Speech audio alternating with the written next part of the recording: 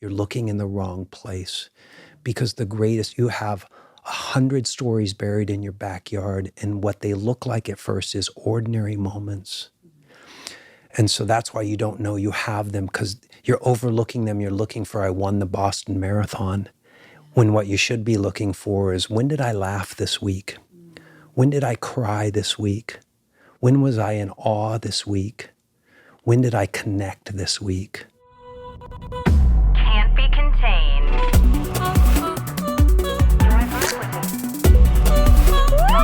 That's what I'm talking about. I'm so excited for this. I think I know you, but I don't know you until I read this. I'm premiering my new Samantha only bio. Oh, this is great. Go Patrick ahead. Holmes has, among other things, delivered a stranger's baby on a sidewalk. Are you joking? No. Graced the cover of a Harlequin romance novel, cashed a $95,000 check, and set off a media storm. Failed miserably on stage in front of audiences more than 100 times.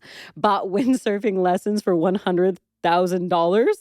Been interviewed by Barbara Walters. Gave David Goggins his first ever speaking engagement. Are you kidding me? No, none of these.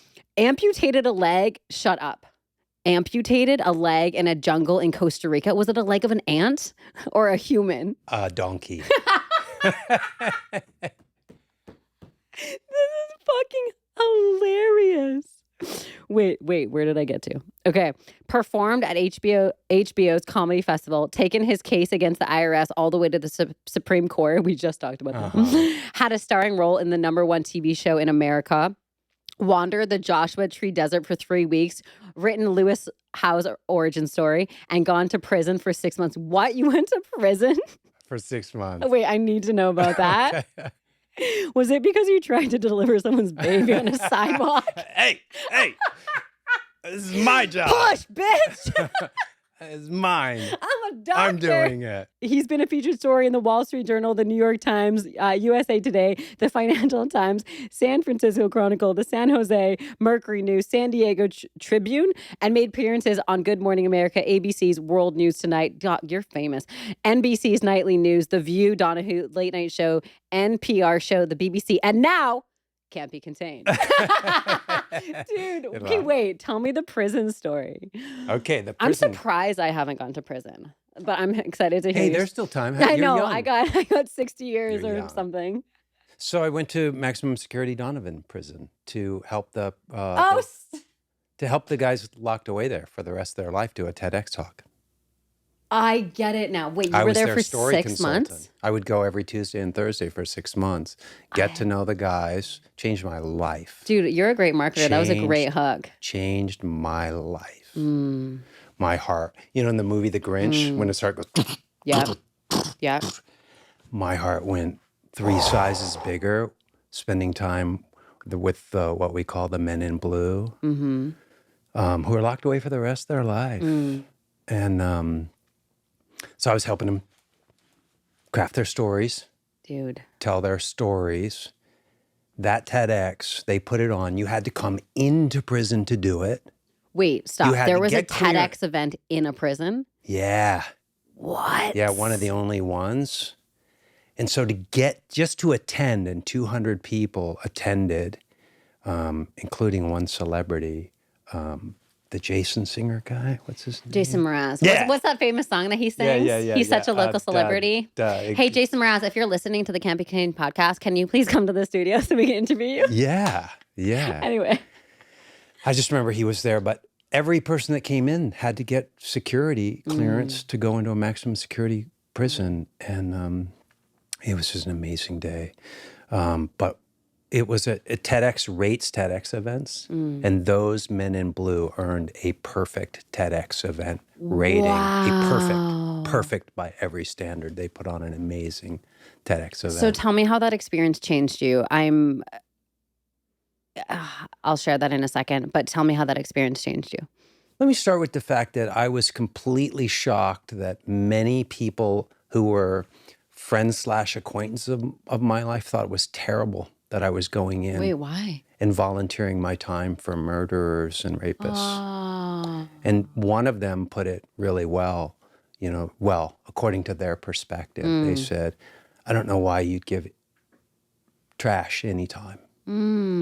So, I can't get along with that perspective whatsoever. But I saw like, oh, not everybody's the same. Right. Yeah. Like some people, it changed my life first of all because I saw the prison system for what it is.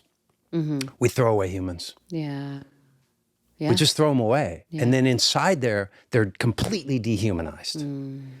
But to go in and meet them with an open mind and an open heart is to discover people that, the phrase has never been more true for me. If not for the grace of God, there go I. And it gave me my deepest perspective on forgiveness. And I think the question is, when should forgiveness begin? And my answer by, doing these guys that had committed atrocious acts, by getting to know them as people, my answer is forgiveness should begin as soon as freaking possible. And it shouldn't be throw humans away. It should be begin loving them. Yeah.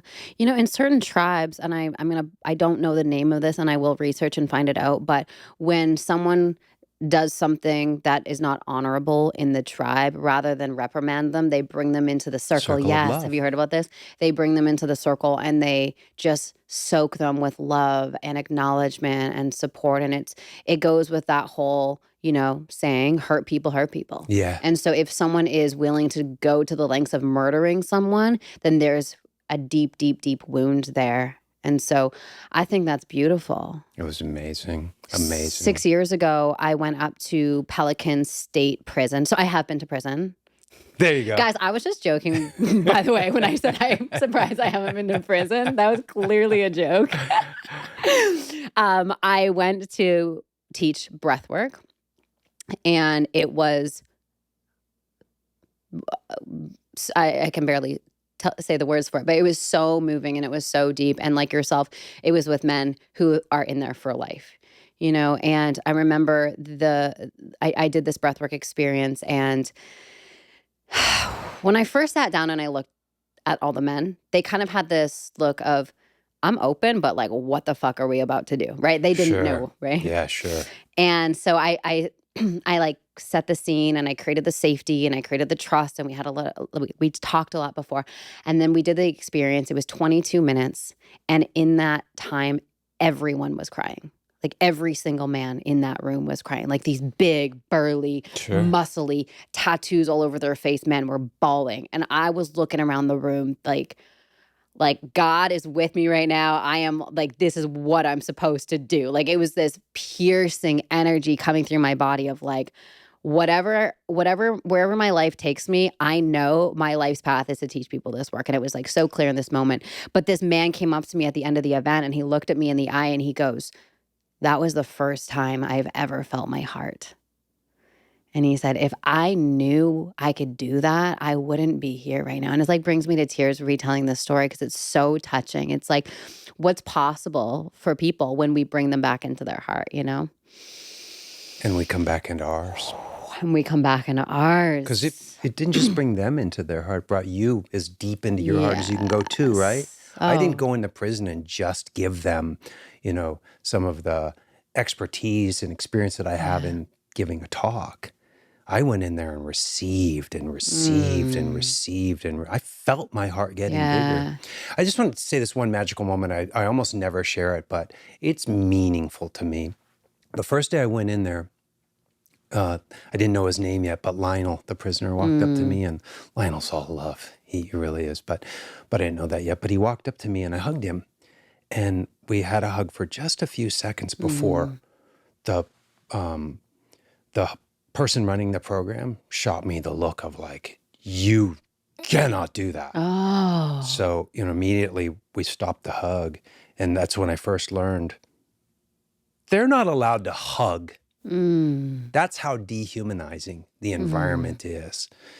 And so, but what happened what I learned later is that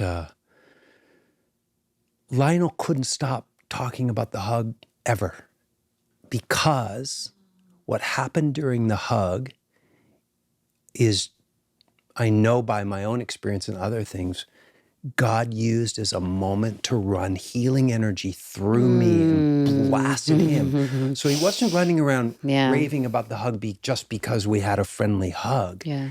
It's because God used that moment to say, I'm going to blast healing energy into this human being. So he couldn't stop talking about the hug. But there's so much contained in that moment to me, which is how we can all be used by mightier forces than we'll ever understand. But, but when I say what was my part in it, which seems very little, I think the only thing I can claim is when someone said, would you like to go to prison and meet the men in blue? I said, yes. When a lot of people don't. Yeah. That program's called Brilliance Inside. Is it still running? It's run by this brilliant Can't be contained woman, Mariette. And I just would tell everybody, if you get an invite, go. Yeah.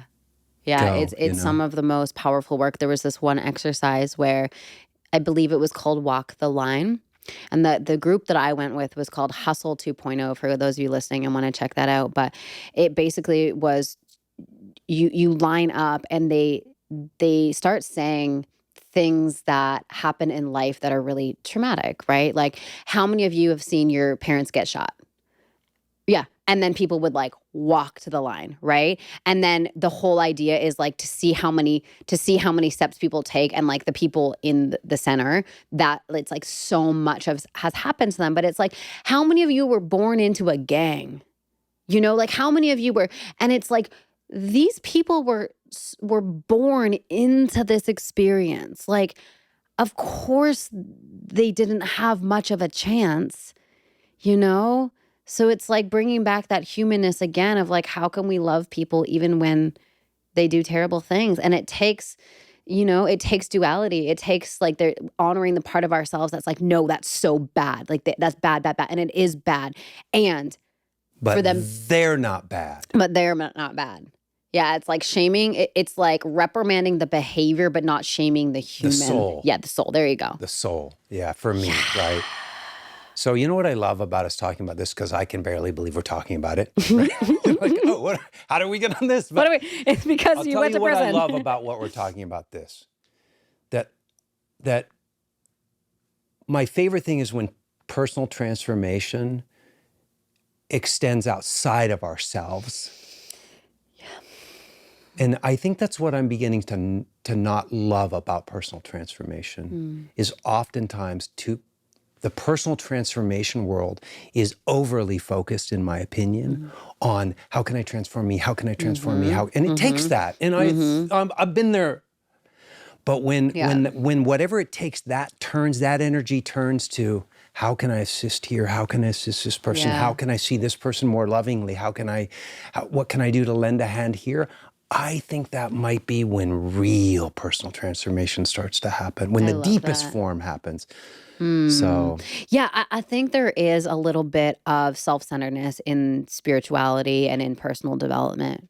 I really do. I see a little bit of like, there's just like threads of things of just like working on the self, working on the self, working on the self, working on the self. It's like our deepest contribution and the way that we truly heal and awaken is through connection and service of others.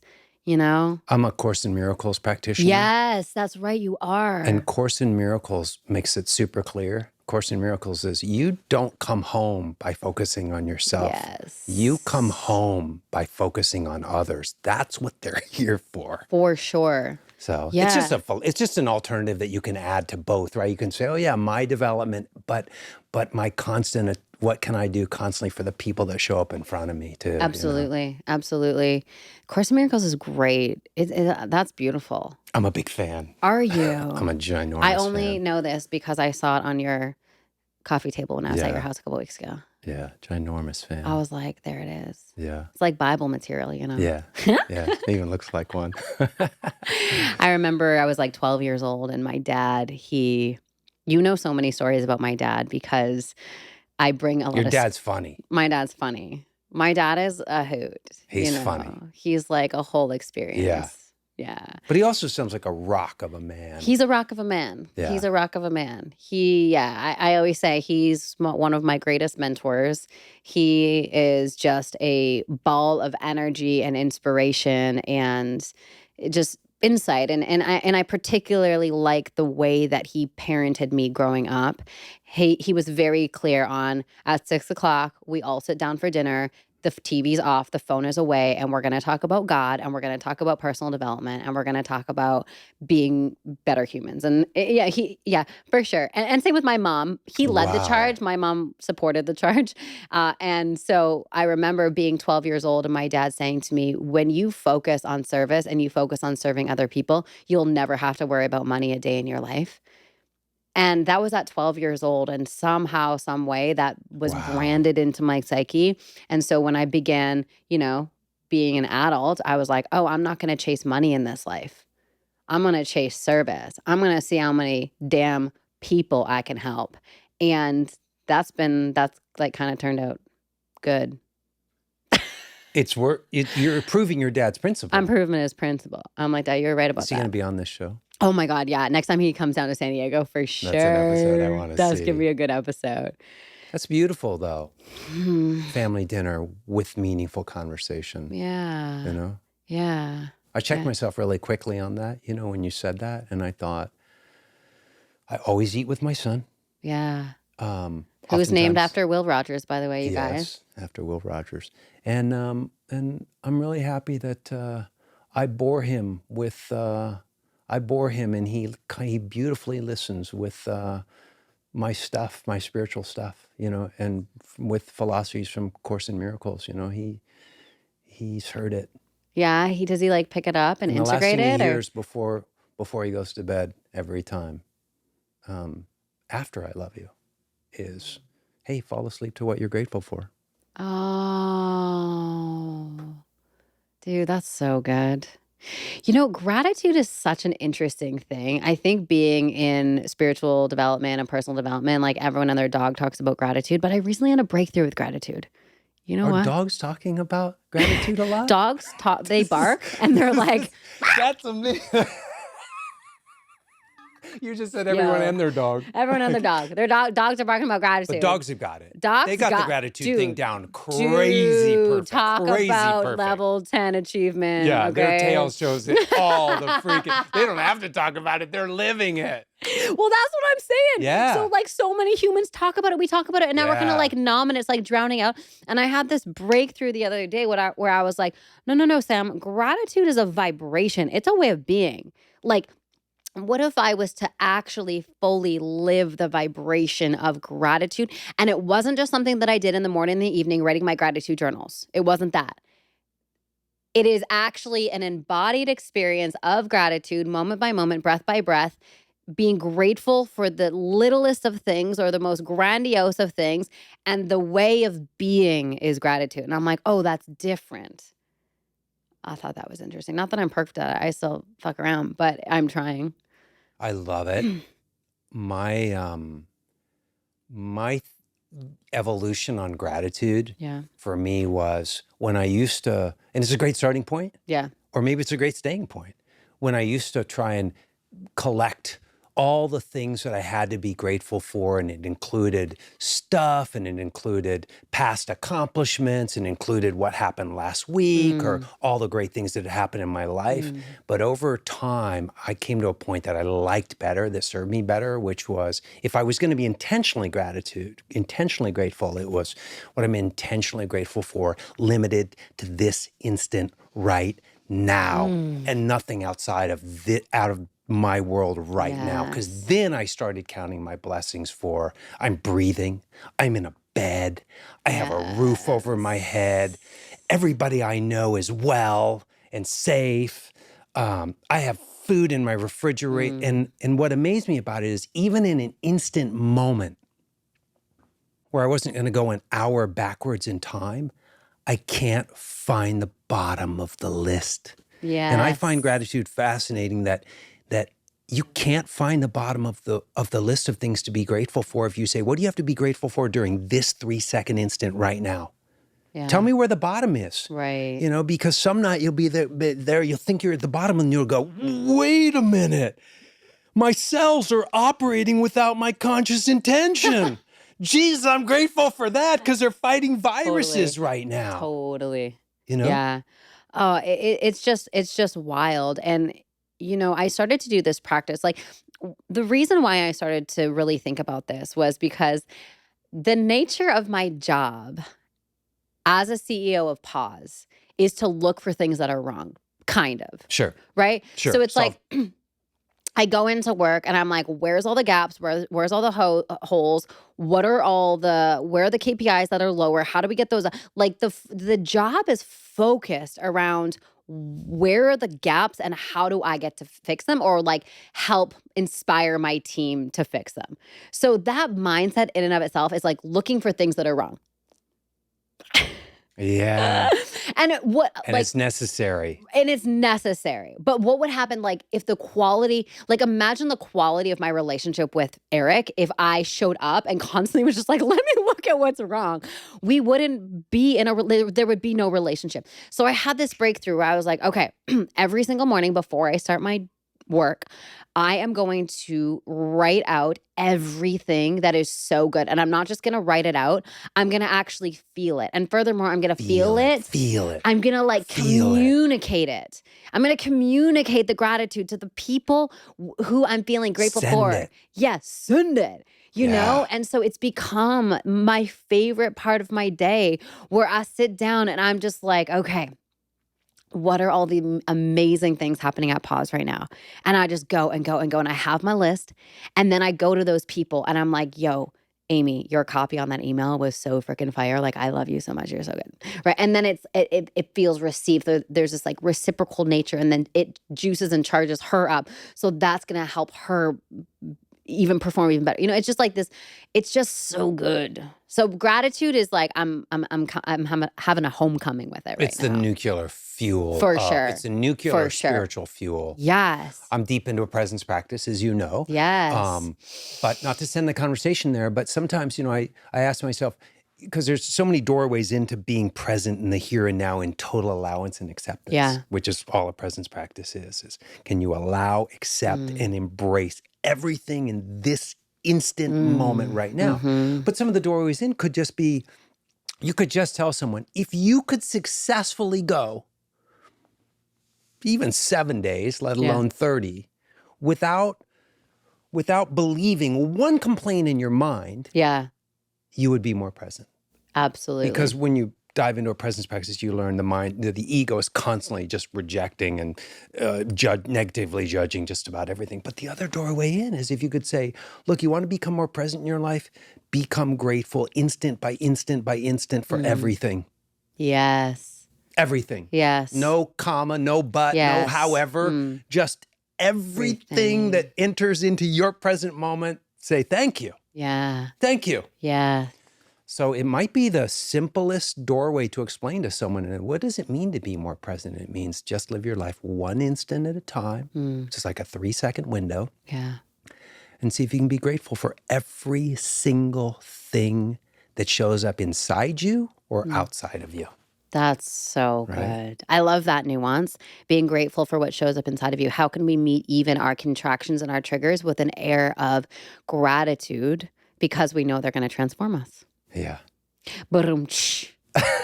Dude, I've been like wanting to become a drummer. Oh. Yeah. Or you get a button here, right? But no, this is better. But like I'd like the next variation of this set is I want to have a dope drum set. John, can I get one? Sure. Okay, thanks. Can you drum? No, well, Soon. like kind of. Okay, so here's a funny story. Okay. So my biological father. So I have two dads. Did you know this about me? Maybe, but maybe not. Okay, so I have two dads. They're both amazing. My stepdad is the one with all the stories because the hockey guy. Yeah, he Iceman. Yeah, exactly. Not Wim Hof, guys. Wim Hof is not my dad. I think you have to tell the ice story. Oh my God. Okay, let me tell that ice story before the drum, after the drumming story. So, dude, I haven't told the ice story in so long, but I'm gonna try. I'm gonna try. So my dad, my biological father, Bob, we're gonna put names on them. Bob is my biological father. He's so amazing. He was down actually last weekend in San Diego. Him and I, like, he's great. My stepfather, who I grew up with and lived with, is Ken. So Bob, growing up, he has two passions that he's obsessed with. He's obsessed with golfing, like obsessed, and he's obsessed with being a drummer. Those are the two things, right? So growing up, I was like, Dad, I want to learn a drum. I want to learn a drum. And he like never taught me to drum, but he shoved my ass in golf lessons, which I fucking hated for so he shoved me into golf and I took the golf lessons. I went to the driving range. I'm like a pretty good golfer, but I don't love it. He wanted a golfing Dude, partner, I guess. not another competing drummer. Like most bands don't have two drummers. He didn't need a drummer in the family. Exactly. He needed someone to go hit balls with. Exactly. And so now I'm like, you know what? I'm going to follow that dream. I'm going to go So I was in church a couple weeks ago and I was like watching the drummer and I'm like, that's dope. Like I want to learn how to be a drummer. So maybe the Can't Be Contained show will be like a little bit of like me drumming, a little bit of us talking, Next time you come on the show, there might be a drum set. I like it. That'll be fun. I think so, right? That'll be fun. I think so. I marvel at the skill of drumming so much that when I was in Colorado Springs last week, this is just to pin down the truth of it, in a 7-Eleven, I found myself saying to the guy across the counter, do you play any musical instruments? And he said, no. And I go, I could picture you playing drums. I could. And then I said, isn't that an amazing skill, drums? That's one of those skills I look at it and I marvel at. And I think that must feel incredible. And he was like, what's happening? And I was like, well, can you imagine that somehow each one of your limbs is moving at a different speed and you're powering an entire band? And look, I can't do it right now at all. But I practice in my car as much as I can. I'll be like, well, just try to, and fuck. I'll hold my foot down. Stop. And then try and imagine that you could move this one. It's hard. How do they do it? I don't know, but I'm going to learn. My friends are one of the best drummers in the world. Really? Can he teach me? I don't know. I don't know your starting place. I'm a great student. I can do this. All right. Can you? I could do that, but I can't do any of the. And I want to learn that. Yeah, do like it. Imagine if I ran a breathwork event with like thousands of people, and I was drumming as they were breathing. Like, get the fuck out, Yeah, with a tom drum. Who's Tom? I don't know. I don't know what they call it. It's just Tom one drum. Oh, one drum. We could do one drum. Oh, yeah. I mean, I was down watching the sunset the other night, and there was this beautiful woman down there named Raina, and she had a drum down there. And I like went up to her, and I talk to strangers all the time, like you, right? You and I are very similar in that way. I was like, dude, cool drum. I'm like trying to make friends. I felt like I was like in elementary school, like cool pants. Yeah. She's like, do you want to play it? I'm like, yeah. And so I began, she was like teaching me. It turns out like she like just sits there and watches the sunset and drums. I was like, you're so cool. I think part of Can't Be Contained, I think what would qualify for that is our openness to walking up constantly and trying to create connection to strangers. Yeah. I think so. I mean, I love that. I love that. My greatest life's memories and the greatest things that some of the coolest things are me going up to a stranger, making friends with them, and then having an adventure with them. I traveled for I told my parents when I was 18, I was like, I'm not going to university. Like, I don't what my dad said, right? It's like, focus on service. You never have to worry about money. I was like, well, why would I spend $73,000 on a college education? Like, that doesn't sound like a fun time. So I went traveling instead for 4 years. I was in Cambodia. I was outside the Cambodia airport, and I was waiting for a taxi, and I was by myself, and there was this guy there, and I was like, hey, are you going to Seminyak? And he's like, yeah, I'm going to Seminyak. I'm like, do you want to grab a taxi together? He's like, sounds good. Him and I became best friends. We traveled together for 3 months, completely it wasn't romantic. We were just good friends for 3 months. Yeah. And he's still a friend to this day. And we had the best time for 3 months exploring Cambodia and all of these different countries in Southeast Asia. And it was just the most fun. And so you just never know what can happen when you strike up a conversation with a stranger. I spent about a year of my life being intensely interested in what makes people happy and the research on what makes people happy. And the research back then, this was a long time ago, but I don't think the research would reveal different results. Yeah. But it really stuck in my mind because really what I was studying is what the fuck is money? Oh, interesting. Oh. And what is this weird relationship we all have with money? And I was reading all these tremendous books like The Philosophy of Money, and but it wasn't none of the books were about making more money. They were all about our psychological, emotional relationship to money. There's a lot of good books on it. A lot of people study, like, because it has such a stronghold Yeah. Deep. over our lives, It's right? It's deep, yeah. constantly there. It's very deep. And back in the day, just because his name's coming back to my mind, Jacob Needleman out of San Francisco State University was the shit. Yeah. And his book still is. But What's his yeah. book called? Do you I'm remember? wondering if Jacob Needleman's book was called The Philosophy of Money, but I'm not sure. Just Jacob Needleman is what I'm sure of. But when I started studying money, then it led to, because I think the underlying question was, can money, in what ways could money actually make you happy? Right. Right? Because I was never a money guy, Sam. Never. Like, Well, you're still not. I'm not. And I think that's what makes you amazing. But let's keep going and we'll get back to that later. In my 20s, I really had a weird relationship with money because something inside me, I think, I look at it now as like there was some force in my higher power preserving me from the wrong path, protecting me from the wrong path. Because when you go into speaking, and I went into speaking when I was 26, the number one temptation and what's being broadcast around you, if you step into any speaker event like the National Speakers Association, get around other speakers, they're like realtors. Yeah. Not to put down realtors. But speakers as a whole back then were just, you'd get in a back room with them, and instead of talking about their impact on the audience or the honorable opportunity is to step on a stage and maybe plant some seeds, these people wanted to talk about how much money they were making. And it made me sick. Yeah.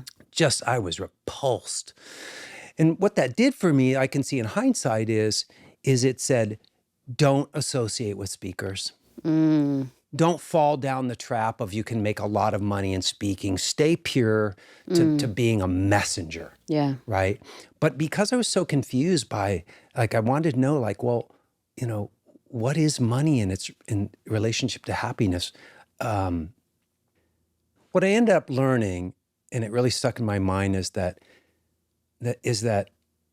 money and its ability to make you happy is so far down the list it shouldn't be considered. Yeah. It shouldn't be considered. But at the top of the list were these really surprising things. Number one was dancing. Dude. Dancing. Oh, The God. number one reliable way to feel happy is to go dancing.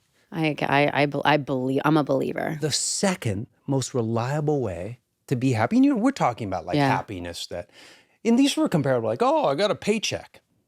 It's not going to make you happy. But, oh, I went dancing. Yes. Right? The number two way, connect with a stranger. Really? But think about it, right? Think about it. Wow. Every time anybody I know steps out of their house and during that day they go, oh, I connected with a stranger. We were walking down the beach and we both talked for 60 seconds. Yeah. But it was genuine, it was authentic. That's the highlight of a day. I love that. Connecting with strangers. And then I was working on a keynote all about love as it applied to customer service for the hospitality industry. And I studied a great book called Love 2.0. And I don't remember the author's name, but she's a university professor. And in Love 2.0, I found the concept that explained why these meeting with us, just connecting authentically with a stranger is so wonderful, because she measured it and it's comparable to romantic love. When you measure the physiology of the brain and the body, connection with a stranger is indistinguishable from romantic love as it registers in your body. So she called it microlove. Micro moments of love. And when you talked about living in gratitude all day, I think when you live in gratitude, my experience is to live in gratitude often through the day and live in microlove often through the day. I think you're winning. Oh, dude, I think that you're is so killing good. it in life. And how much money is required? 0. Add one other thing to it, and I think you've won. Like you've just won the whole life. And I think the other thing is do you feel alive based on what you're doing? You know? Oh, this is so good. So it breaks my heart to see so many people misguided by society, Yeah. that broadcasts really to be happy, you need likes, you need followers, Yeah. you need fame, and you need money, and you need status. And I think, good luck with those. Yeah. Yeah. Good luck with Yeah. You're chasing those, chasing because shiny those balls. don't make you feel good. And they make you feel worse. Isn't that wild? So dancing and connecting with a stranger. You know what Those I'm are gonna, yeah. You know what I'm gonna do tonight? I'm gonna dance with a stranger. Let's blow this shit up. I'm gonna get so fucking happy tonight.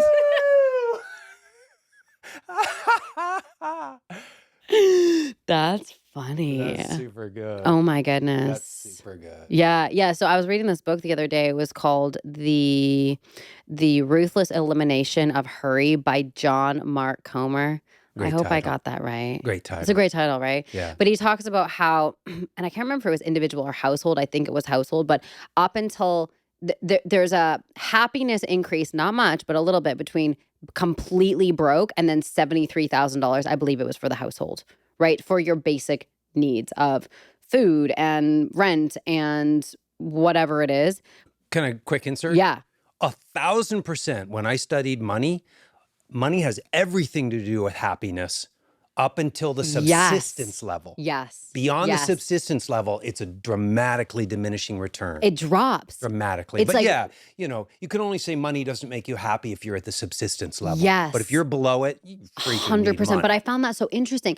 I thought after that mark, it went up slightly. It doesn't. It goes the other way. Yeah. According to the book, Ruthless Elimination of Hurry. And I believe that if we could measure individually the people across the planet, that you would find that poor people are happier than wildly rich people. I would bet everything I have on it. 100%. You know, and you have people that go into the slums, wealthy people that go into the slums, or middle-income people that go into slums, and they come out and they're blown away. Yeah. That these people are happier than 100%. I remember during that 4-year travel stint that I did on my own, 33 countries in 4 years. I remember being in some of the poorest areas of Cambodia and Burma and Malaysia. And I remember like walking through these villages and like peeking into like these huts and dirt floors that people were living in, and they were in a circle singing and dancing and eating, just like eating rice, and they're like, come on. And we sat there sharing what little they have. Yes. And they were feeding me rice. It was the most beautiful thing, like feeding me rice, and we were communicating in every language other than words, and it was fucking magical. I'm literally due for a trip there where I'm like, peace out to like the world, and I just want to like go immerse myself for 2 weeks, you know. Should we go? Where do you want to go? Me too. Let's go. Me too. John, can we go? Me too. I am due for something like that. You know, like there's nothing like solo travel that will. I want to go with my with beloved. Will. Oh, And with. Yeah, with Polly. That's true. And, Actually, you know, I'll invite and Eric. with Will. Yeah, That's true. yeah. That is okay. Okay, they can come. But there's nothing like travel. Solo travel is a whole other thing. Like solo travel is so beautiful. But you are right; those experiences are beautifully shared with the people I'm just that in we that love. phase of my life. Yeah. That's all. Yeah. Yeah. Yeah, I guess I am too. I don't know why. That's the thing that Eric always says about you. He's like, sometimes you're still such an individual. I'm like, I'm working on it. You know, sometimes like that's my thing. I'm just like, Can I tell you something I read yesterday? Yeah. By the way, I love you. I love you. And I said that because right now I'm just having such an enormously tremendous time. Oh, yay. So good. And I do love you, and I do admire you so much, Sam. And I would want everybody to know that. I would want everybody to know that I so admire you, and I love you for how you live and how you show up. My theory on you is that you're more amazing than anybody's yet figured out. Because, you know, we see you in front of the scenes, and you're amazing in front of the scenes. But, and you share as much of the behind the scenes as you can. But I honestly believe you're more amazing than any of us truly really know. But it shows. It does. Thank you. It does show. Yeah. Thank you. That was like real touching. I felt that at the very bottom of my heart. Good. I'm glad. I'm glad. I love you, dude. So what I read yesterday that I thought was so wonderful is, I don't have any idea who said it or where or why, but it was that sometimes we want to take away someone's weaknesses. You know, we wish that that person, we look at the person and we admire what they do, and then we want to criticize them for their faults. But somebody of significance, and let's just do the internet thing and say it was Albert Einstein, so everybody pays attention to our meme. It was Gandhi. Gandhi said For it. sure it was Gandhi. Said, you don't get the same person if you take away their flaws. And I just felt my soul on that one a little bit say, yeah, we're constantly trying to, you know, prosecute someone based on their flaws. And, you know, as if you could take away their flaws and get the same brilliance or the same genius or the same this or that. And why don't we just accept people, you know? Oh, it's so good. And just say, look, the package you came in, it's got all these different parts. Yeah. And it's you. Yeah. There's something so beautiful about that. And I've often played with a thing because, like, in romantic relationships, it's just such a beautiful, first of all, mirror, but then also you're with the whole spectrum of them all the time. So you get to see the duality of it all. And it's like, if I took away all of the things that my ego thinks that are flawed about Eric, which are like so dumb, he wouldn't be the same person. No. You know, and like same thing with me. Like he says all the time, he's like, oh my God, you're so loud. Like you're so he's like, you're so loud, you're so energetic from the moment you get up to the moment you go to bed. Like you're just a lot. But I'm like, bro, I think that's why you're marrying me. A lot. You know, it's like for some reason this energetic soup of my energy and the energetic soup of yours are like they fit real good together. Yeah. So yeah, I love that. Like just pure acceptance. And when you can like fully accept someone in all of their essence, it's just so intoxicating. People like that's a life force. And that's being seen. Yeah. And held. That's being seen and held. Yeah. Yeah. So I often have this thought about you, Patrick, where you are one of the most grounded, creative, just happy people that I know. There's no one like you prioritize the things in life that actually matter. And that's why I kind of wanted to circle back on that money thing, because I've never seen you chase money. I don't do it. Yeah, and you're constantly so fulfilled and creative and authentic and just real, you know? So what is that? What is that? What is that quality? How can we cultivate more of that? That was a really nice compliment. I'm receiving it.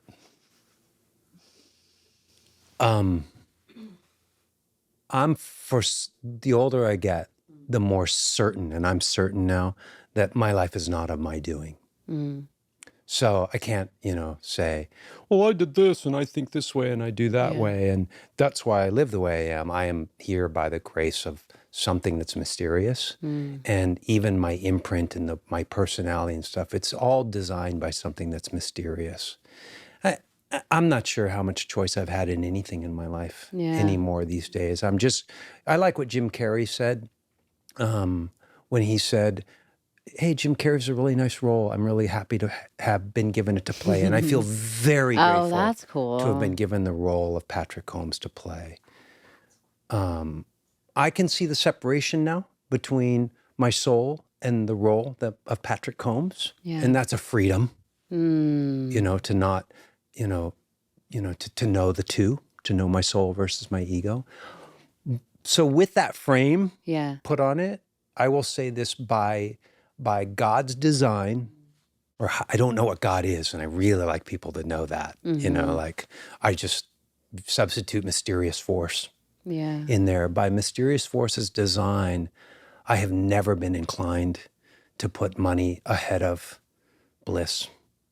I used to say all the time, I'm genetically hardwired in my cells to do what I love, and I don't know how to do anything different. So it's easy for me. What would be really hard, I can't do it. I've tried. I can't say there's so much money in real estate. I'm gonna make money in. That would be so weird if you called me one day. I can't do it. Yeah, no, I get it. So, I get it. I don't know how people do that because when I do it, here's what I experience on the inside. So all I'm gonna get is money? Yes. And suddenly my to-do list is going to be things that are less than joyful. Like how would I endure that without, Right. I get it. And that's why most people, how would I wake not up most every people, day that's why and some people, say, oh, I'm going to do these things to make money. So I don't understand that. yeah. So that's one. Yeah. The second thing, though, is although I was genetically inclined this way, I have, by experience, learned a deep truth that I wish everybody knew. When you follow your bliss, life gives you financial support.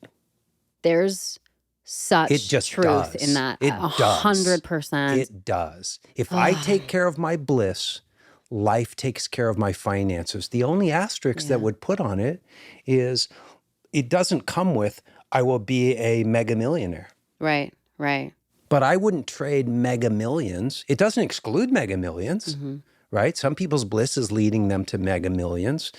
It doesn't, I don't know that it excludes hard times. Yeah. Although I've never suffered any in 30 years of following my bliss without great financial, and I'm not financially stupid, and I'm not some wealth genius. Right. Yeah. I'm right in the middle, and I live super Smack freaking bang, like right in the middle. yeah. Yeah. And but I can't say that without acknowledging global standards. I'm freaking wildly wealthy by got you. global Yeah. standards, Yeah. right? And Yeah. that's an important perspective. I wish more people had that perspective. For like, sure. oh, you got a refrigerator? Yeah. Right? Yeah. You can make ice? Yeah. You got a house? Yeah. You got groceries? Yeah. You got a car? Yeah. An electric car? You are so Are you wealthy. freaking kidding me? Yeah. And you have excess money? Yeah. Like, shut up. Yeah, exactly. Shut up. Yeah. Shut Yeah. up. 100%. You're rich. What is right? it? Most of the world lives on less than $2 a day. Is that the stat? It's something like that. Yeah.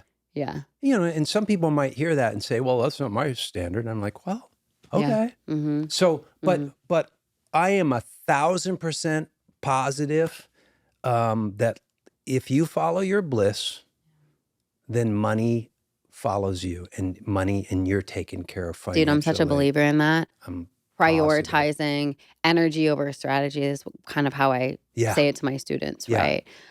Energy over strategy. When you prioritize what feels so good, and I'm going to relate it in the business context because that's kind of where I'm playing right now. But when you prioritize your alignment to your soul, because we can be aligned to anything, right? Alignment to what? Alignment to your fucking soul. When there's alignment there, when you let your soul catch up to your body, so there's not such a chasm between your soul and your body, and you're human, and you focus on the energetics of abundance and joy and love and connection, it's like the inspiration just comes.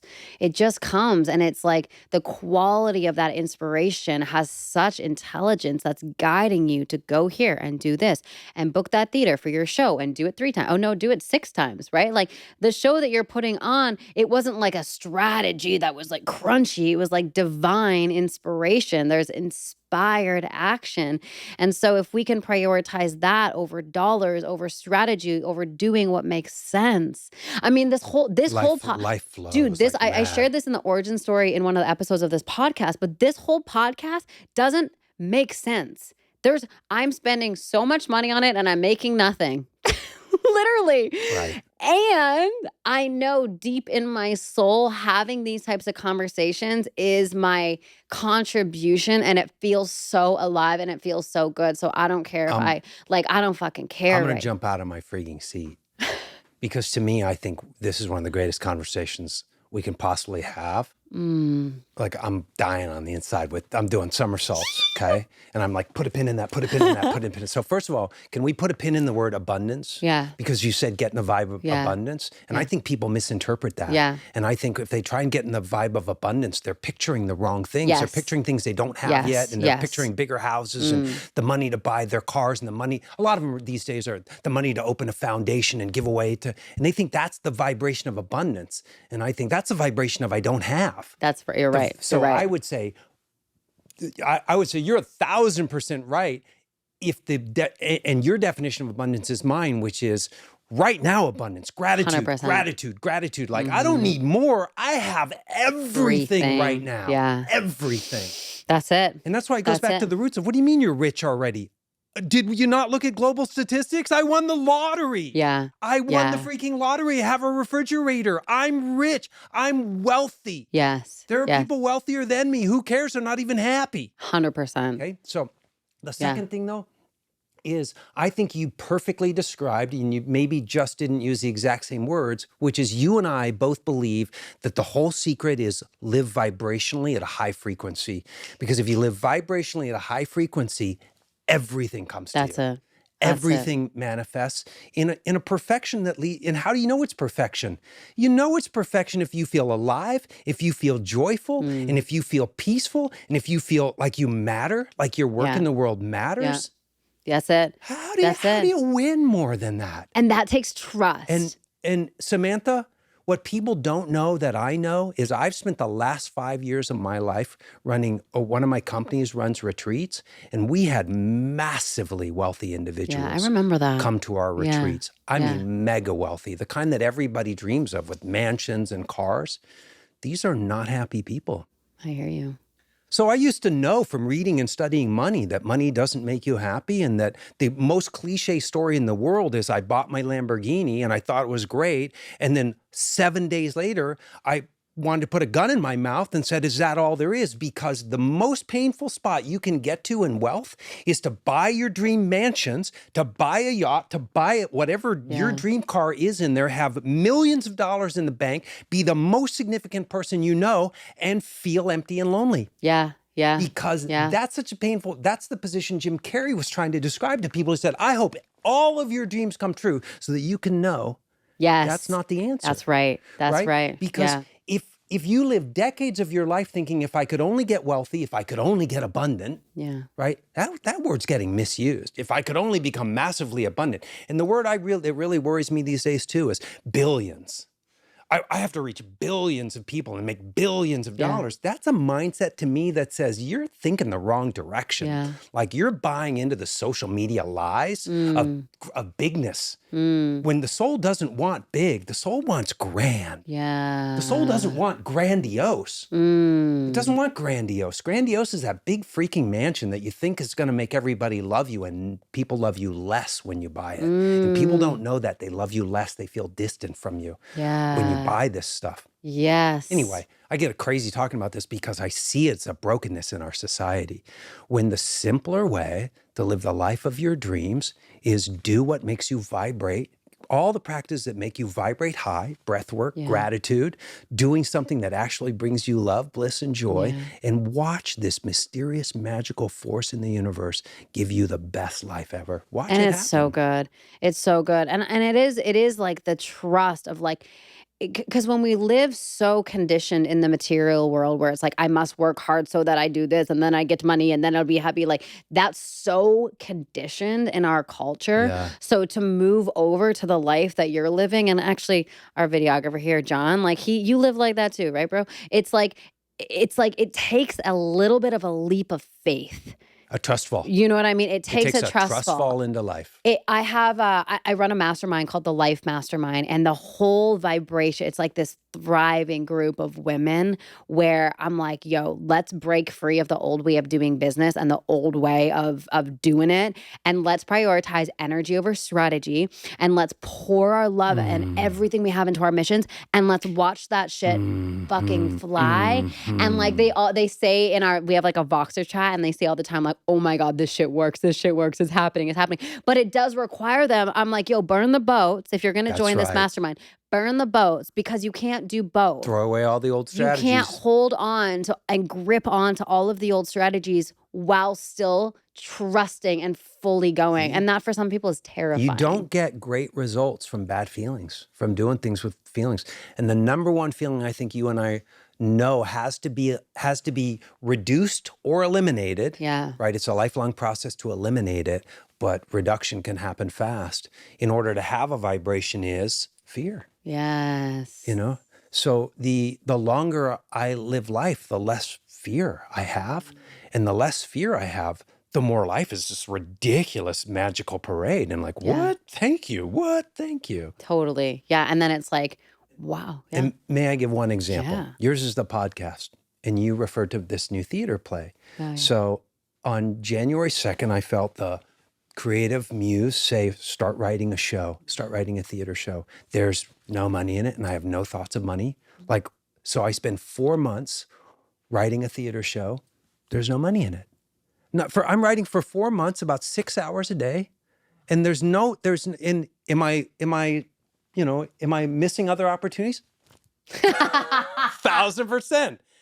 But am I living in one of the highest vibrational states I can possibly live in? 1,000%. Right. So this is what like I said, I'm designed to do, which is I don't trip myself or stop myself from doing something because will it make money? Or what's the strategy here? There's no strategy. I feel like I could write something great. Let me write it. But people like this story because they don't know that life can work like this. Otherwise, I wouldn't be inclined to tell it, okay? I write the story, 4 months of my life. I don't think I'm going to make money with this show, but I know I'm going to have a good time putting it on once in a theater for friends. And I go to read it for a test audience. They like it. That's encouraging. And then I go read it for a couple because they asked me to read it to them in their living room. Was that awkward? Just them two? I tried to back out of it because I walked in Monday. I can't imagine I walked in doing Monday that. at noon, and I just discovered that it's 2 freaking hours, of a show. And so my first words to them were like, guys, we don't have to do this. Like, you don't have to have me read your cold read of a script. I can't imagine. And they're like, shut up and read the script. Oh my gosh. So I read them the script for 2 hours. This is hilarious. And what I expect them to do is to say, like something somewhere between like, well, you were right. We didn't need to do that. But, keep working on it. It's going the right direction. Or like, hey, that was really good. The most unexpected thing ever happened. The man said to me, how much to put this on in a theater? And I started fumbling with numbers like, well, it's $1,000, $1,500 to rent a theater for the night. And he goes, but you need a marketing budget too, right? And my brain said, no, no, you don't spend that kind of money on a play that's going to make, like that I'm going to put on once, you know, because that's expensive, publicists and stuff. And Sam, he goes, I'm going to give you $25,000. Shut up. And I was like, what's happening here? I was like looking around for hidden camera. Oh my gosh, of course. I go, of course what? That happened. Of course.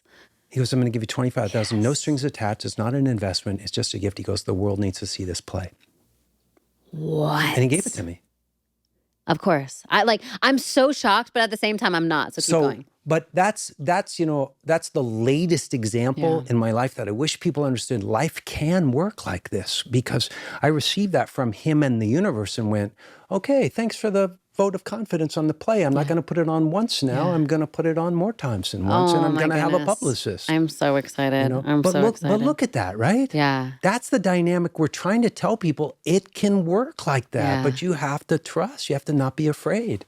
By the way, we have a huge San Diego, LA community. So I'm going to put the link to the show in the show notes of the podcast. So for those of you listening, by the way, I haven't even told everyone who you are to me. Can we say the show name? Trying to Break a Leg. Trying to Break a Leg. Okay, go see it. Tryingtobreakaleg.com. Oh my God, yes. Tryingtobreakaleg.com. If you are in San Diego, if you're anywhere in the world, actually, it is on November 30th, December 1st, and December 2nd. Did I get that right? Yeah, let's go. Yeah. I was on the website for hours this morning. Thank you. So go. I will be there on the 2nd, or on the 1st. I'll be there on the Friday 1st, night. on the Friday night. So I would love to see you guys. Come hang, come see. You're just amazing. And you are to me, you are my speaking coach, but you're so much more than that.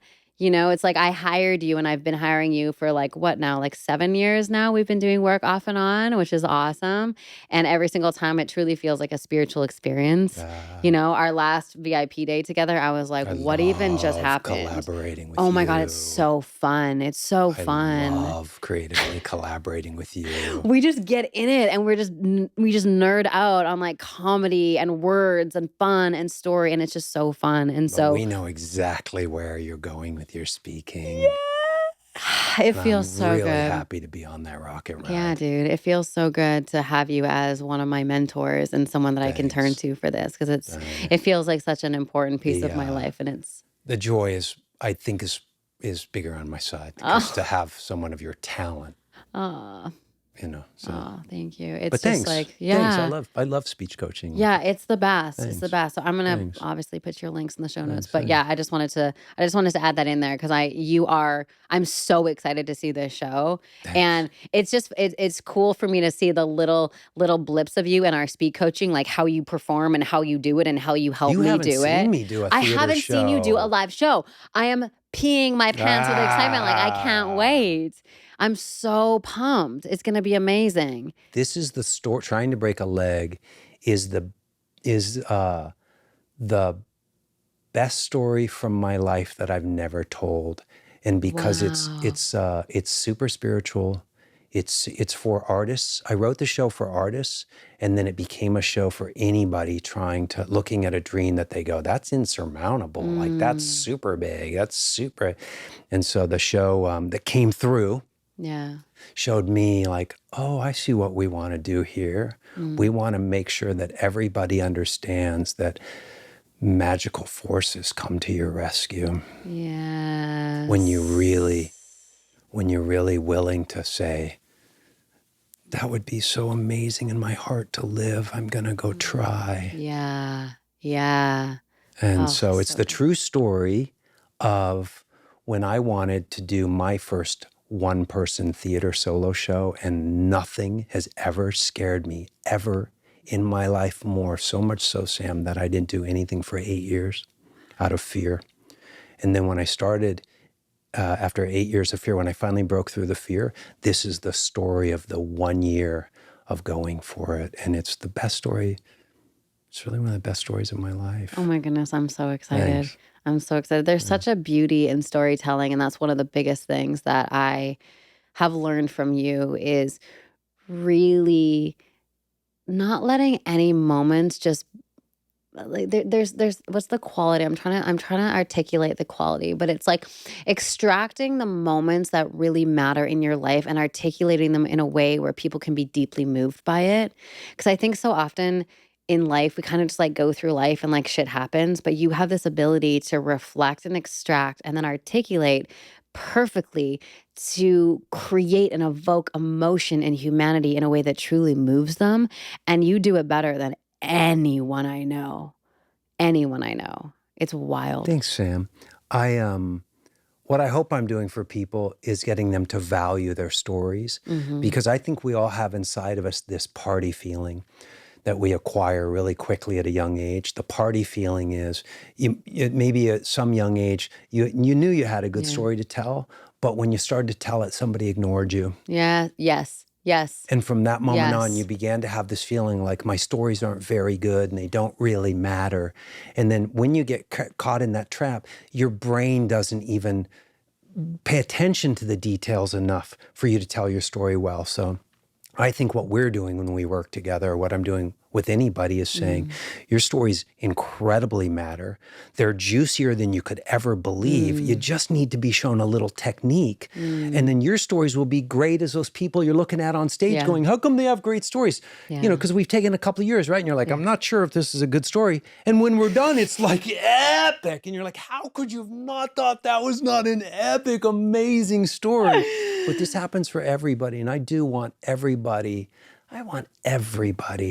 to have at least one story. I mean, it's such a ridiculously low number, but I want everybody to understand you're living great stories every year of your life. Yeah. You know? Yeah. And at the end of the day, all we have is our stories, you know?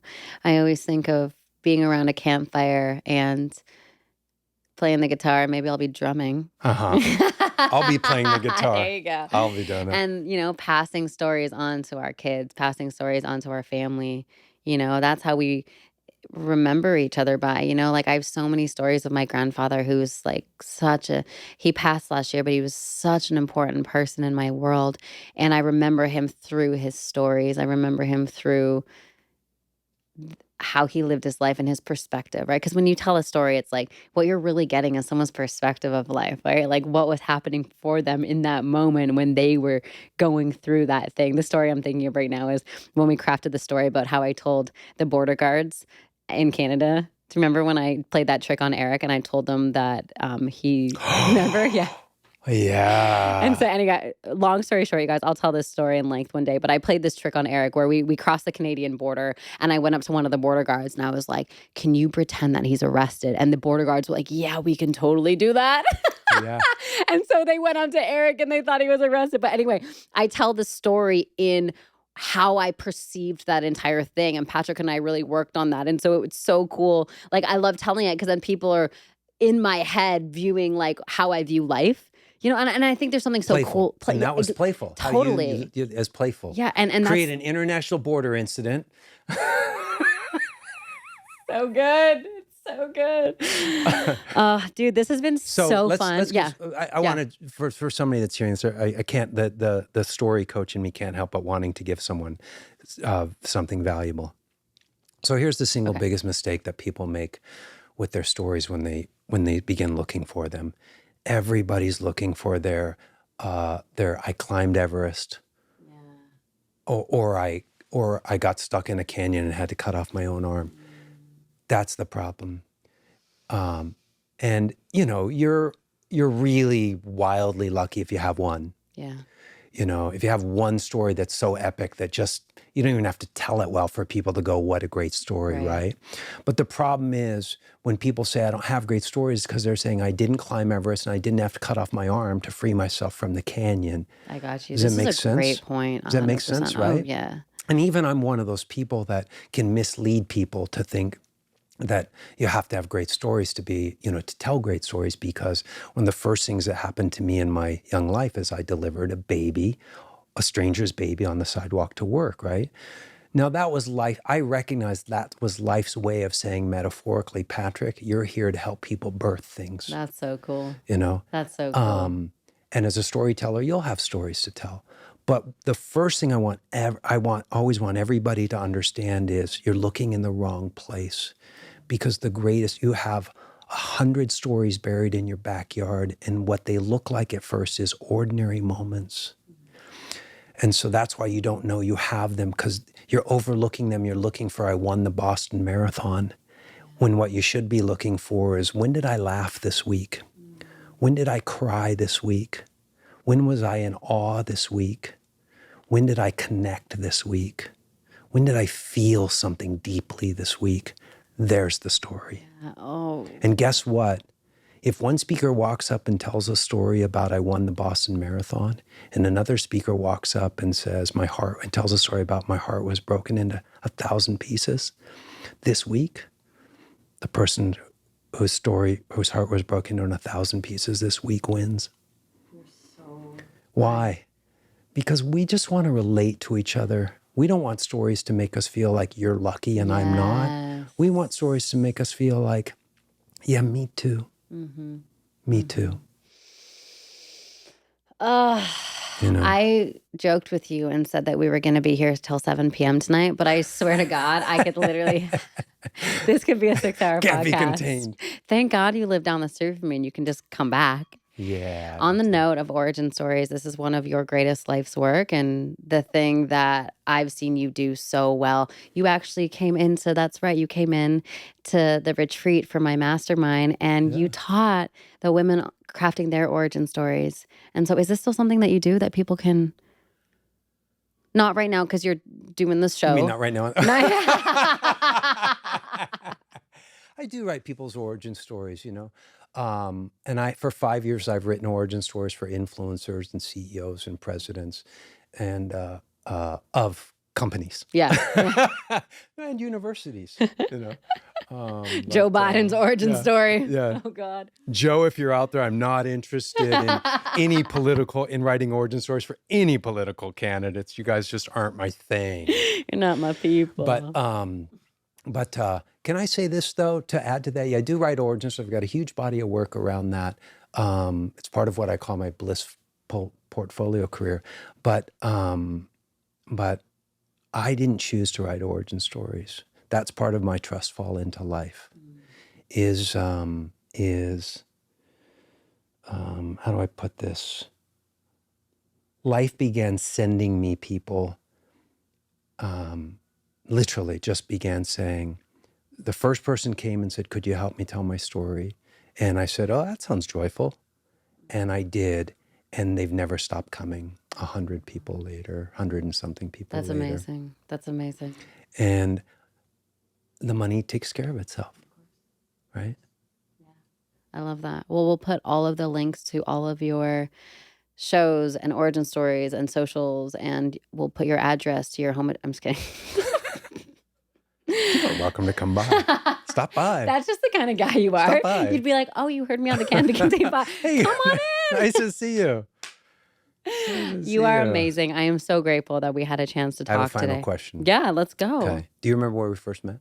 Yeah, we were sitting at the Beacon's house and on the driveway. In the driveway, and you were wearing these like cool like leather boot things, and your hair was a little bit longer. And I had this moment of like, who is this person? I went inside and said to David Steele, who is that? And he's like, you need to get to know him. He's so cool. I'm like, I know.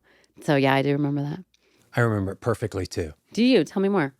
I remember we sat down on the driveway and we talked for an hour and a half or whatever. We were lost in time. We just really connected, and I thought you were equally cool. But my final question for you is, do people know what you have tattooed on your arm? A lot. And can you tell the story? People ask me a lot. So this one says "Loving What Is." And when I first moved to San Diego, right after the Beacon's house, I moved to another Airbnb, and on their bookshelf, Byron Katie's "Loving What Is" book was there. I never read the book, but I just went out and got the tattoo. And I read the book after the tattoo.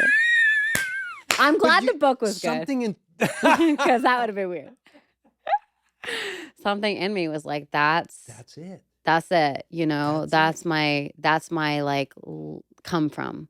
Is whatever arises, can I love what is? You know, even I was sharing before we started recording that, like, I've been going through 2.5 years of immigration stuff with, you know, getting my stuff done. And we're so close, but it's like, can I love what is? Can I love the process? Even though it's my ego's like, this is annoying and expensive. But it's like, okay, can I love the fact that I have an opportunity of being able to live in this beautiful country and serve in the way that I do and hire the people that I like, love what is, like whatever arises. This one says be here, which is a reminder of being here. They both are. Yeah.